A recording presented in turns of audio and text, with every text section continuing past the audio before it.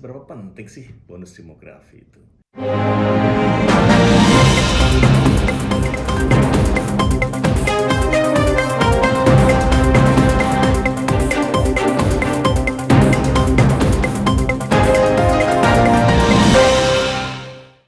Assalamualaikum warahmatullahi wabarakatuh.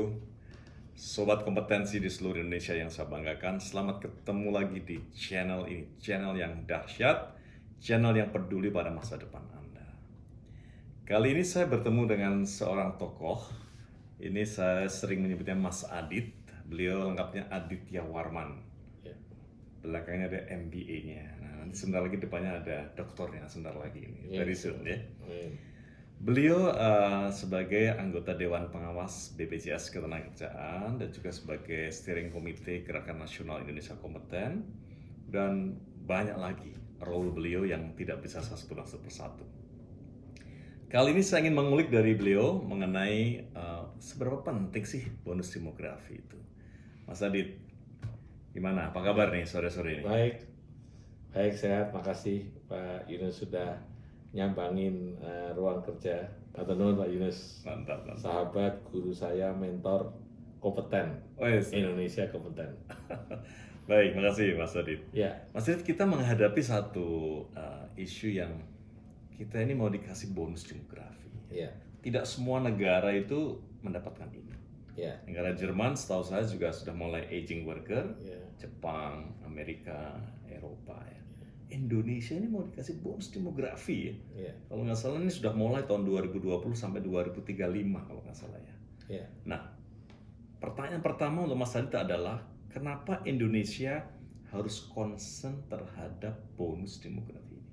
Karena bonus demografi itu adalah potensi. Oke, potensi ya. Potensi. Kalau kita semua stakeholder mampu mendesain dengan baik, potensi ini akan menjadi capability. Oke. Nah, desain inilah yang penting. Hmm. Dari kebijakannya, Oke. dari infrastrukturnya, dari bisnis modelnya, dari pola pendidikannya, dari pola mentoringnya. Kalau ini dijalankan dengan smooth, maka bisa disebut bonus, bukan petaka kan gitu ya. Bukan bencana. Bukan bencana. Bonus itu karena kita menjadikan potensi dengan didesain dengan baik akan menjadi capability. Jadi bonus demografi adalah peluang. Ada potensi, ada peluang. Potensi dan peluang. Ya, Artinya kalau Indonesia tidak Ya. memanfaatkan peluang itu, ya, kata orang, kesempatan itu kan datang sekali saja. Tidak Ya. akan ada datang kedua kalinya kan. ya, Lewat ya lewat kan. Kita akan Ya. tidak menikmati itu lagi sekian puluh tahun ke depan. ya, Nah, tadi Mas Adit menyebutkan mengenai kebijakan. ya. Nah, apa yang dimaksud dengan kebijakan dari komentar Mas Adit? Ya. Kebijakan yang mana? Kalau kita mau mendesain apapun, Oke. maka yang menjadi sangat prioritas adalah faktor yang paling penting adalah kebijakan. Kemampuan bangsa ini membuat kebijakan atas potensi, atas peluang yang ada akan mendorong siapapun mengarah kepada end in mind-nya, pada tujuannya. Tujuannya menjadi capabilities. Ya. Karena bonus ini harus dioptimalkan, harus diolah. Nah, mengolahnya itu dalam bentuk desain tadi, salah satu yang pertama harus punya kebijakan atau regulasi. Oke. Nah, Indonesia harus menata regulasinya Oke. agar semua mendorong sumber daya yang dimiliki untuk mengarah kepada apa yang kita harapkan dari bonus demografi itu menjadi capabilities. Kalau tidak jadi capabilities, resources-nya nggak guna. Contoh, kita sudah puluhan tahun mengirim bahan baku batu bara. Ya itu potensi dijual, iya laku. Tapi ketika menjadi barang setengah jadi, udah bisa 15 kali lipat. Benar. Kalau barang jadi bisa jadi 50 kali lipat. Benar. Nah, yang disebut barang jadi itu adalah capabilities tadi. Oke. Kalau masih potensi ya ini bisa diolah kemanapun kan. Bonus demografi ini kumpulan anak-anak muda dengan semua yang dimilikinya akan dibentuk seperti apa. Ketika gagal bentuk kan menjadi added value-nya jadi rendah. Benar. Gitu, Pak. Jadi potensi menjadi capability dengan tadi kebijakan yang tepat tepat sehingga ini berhasil guna gitu kan? Ya, Kalau ini tidak menjadi suatu capability maka akan jadi beban negara, Iya. gitu kan? ya, Nah, oleh karena itu ini nyambung pertanyaan berikutnya. Jadi kalau melihat kondisi Indonesia sekarang dengan segala macam potensinya ini, seyakin apa Mas Adit itu bahwa kita benar-benar akan menikmati puncak bonus demografi tersebut? semua orang akan yakin kalau setelah kebijakan itu siapkan leaders yang tepat. Oke. Jadi siapa leadersnya, siapa melakukan apa yang harus dikerjakan. Yang dikerjakan itu kebijakannya, yang disiapkan adalah leadersnya. Kalau dua ini terjadi, maka akan turun di dalamnya proses untuk melakukan hal-hal yang didesain dengan baik menjadi satu bisnis model untuk sampai kepada capabilities tadi. Oke. Nah, proses itu kita sebut adalah yang paling mahal untuk menyiapkan bonus demografi itu kita mampu menyiapkan semua tools untuk memonitoring dan mementoring leader-leader masa depan. Oke. Sobat kompetensi di seluruh Indonesia, tadi barusan kita belajar banyak dari Mas Aditya Warman ini bahwa bonus demografi itu adalah suatu potensi yang harus kita migrate atau kita konversikan menjadi capability sehingga ini akan menunjang perekonomian Indonesia dan kita akan bisa menjadi negara maju urutan kelima atau keenam seperti yang diramalkan. Tapi kalau kita tidak pandai menyiapkan grand design-nya, policy-nya untuk mengkonversi dari potensi menjadi capability, maka akan sebaliknya akan menjadi beban kita semua. Nah, sekarang saya mau ngulik dari Mas Adit ini, saya akan tanyakan, Mas Adit, kalau gitu sekarang kita masuk ke how-nya. Apa dong 3, the top 3 yang kita harus lakukan atau kita harus siapkan atau apapun yang kita harus punya ini, kita harus adakan sehingga kita bisa mencapai bonus demografi itu. Ketika kebijakan itu dibuat, maka selayaknya sebuah organisasi akan membuat strategi. Nah, strategi ini tentu yang pertama strateginya tepat.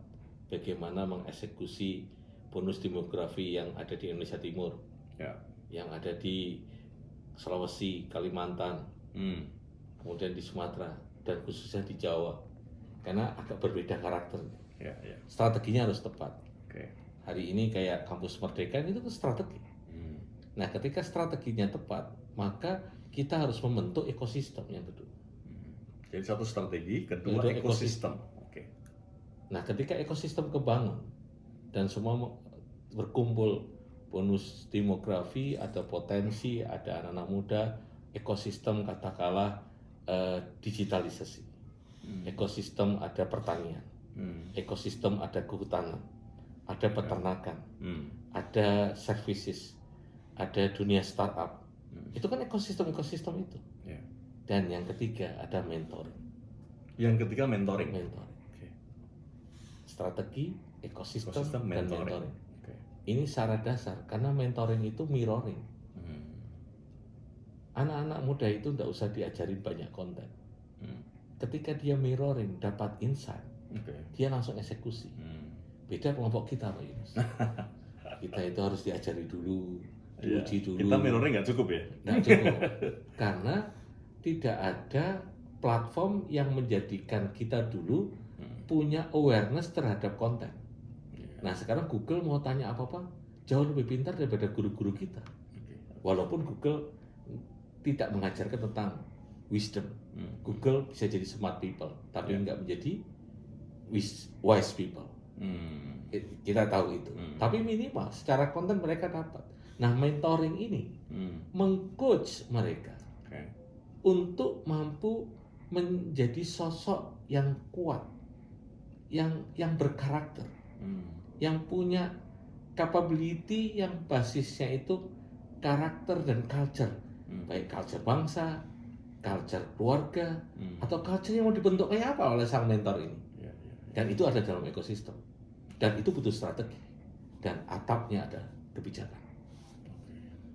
Ini suatu hal yang bagus yang disebut strategi. Kalau kita lihat Harvard Business Review, mengajarkan kepada kita bahwa strategi itu kan ada 3 hal.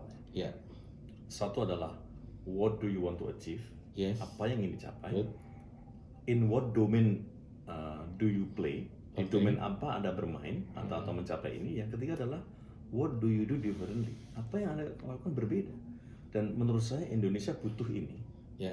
butuh seseorang yang punya design thinking yang kuat untuk membuat strategi yang tepat. Nah, Genika itu contohnya. Kalau strategi Genika, tepat itu tidak ada ekosistemnya, ya nggak Genika jalan. mungkin belum dikenal sama sobat kompeten. Genika apa disebut? Ya. Dijelaskan dulu. Ya, ini Gerakan Nasional Indonesia Kompeten. Ya. Oke. Ya kan, di mana kelembagaan ini kan mencoba untuk, Pak Yunus yang lebih tahu sih, mencoba untuk mendorong strategi dan kebijakan yang dibangun oleh pemerintah lewat menteri-menteri kelembagaan terkait Ya. untuk menjadikan come up tersemaikan kepada anak-anak itu, kepada para milenial, kepada talent-talent itu. Oke. Nah, ini yang paling penting. Ketika ekosistem itu terbentuk, maka jangan lupa siapkan mentornya. Oke. Dan tadi disebut mirroring, itu juga kata-kata yang menurut saya cukup Ya. bagus, karena sebetulnya dengan mirroring itu kita dengan Ada satu kata kunci tadi mungkin saya kalau udah akan masuk ke mirroring. Mirroring itu tidak menjudge. Hmm. Jadi Pak Yunus pagi hari mau berangkat ke kantor, ngaca dulu. Oke. Kan si cermin ini tidak menjudge Pak Yunus. Iya, iya. Jadi yang bersangkutan yang memastikan apakah rambutnya udah rapi, kacamatanya nggak miring-miring gitu kan, ya kan, kumisnya udah dipotong, kancingnya udah dipakai. Oke. Itu tanda bahwa sang mentor itu memastikan Hmm. assurance of quality-nya. Ya. Nah, disitulah terjadi transaksi antara si menti sama si mentor. Hmm. Nah, kalau di antara mereka terjadi storytelling dalam ekosistem, maka kebenaran jamak itu terbangun. Nah, kalau nilai-nilai positif itu ditanamkan, strategi itu ditanamkan, secara bertahap akan raise up, akan skill up Hmm. apa yang menjadi beliefnya dia, dan mereka akan confidence. Oke. Nah, potensi yang didesain confidence dan tahu konten, biasanya dia mampu menyelesaikan apa yang menjadi tantangan di masa depan. Oke. Banyak orang melihat masa depan menjadi suram karena dia nggak punya beli, Ya. dia nggak punya knowledge. Ya. Nah, ekosistem yang punya knowledge itu ditambah sang mentor, dahsyat itu Pak Yunus. Oke. Dahsyat. Oke. Impactnya akan sangat besar Sangat sekali. besar. Impactnya akan akseleratif dan memberikan Ya. dampak yang eksponensial. Ya, Baik, sobat kompetensi yang saya banggakan, 3 hal utama yang kita tadi Mas Adit sudah sampaikan sangat penting. Yang pertama adalah strategi, yang kedua ekosistem, ya, dan yang ketiga adalah mentoring. mentoring. Wah, ini luar biasa nih. Ini satu semester ini kita butuh belajar ini. Siap, siap, kita kondisikan seperti itu. Baik, baik Mas Adit, terima kasih banyak. Ini Yes. esensi yang kita dapat, dan moga-moga para sobat kompetensi di seluruh Indonesia akan bisa mendapatkan hikmat dan juga insight masukan dari ini dan bisa bergerak untuk mencapai bonus kompetensi. Sama-sama.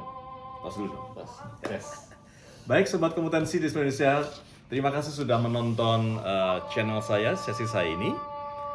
Kita akan bertemu di sesi saya berikutnya, dan jadikan Anda kompeten untuk menyambut menyongsong bonus demografi. Salam kompeten.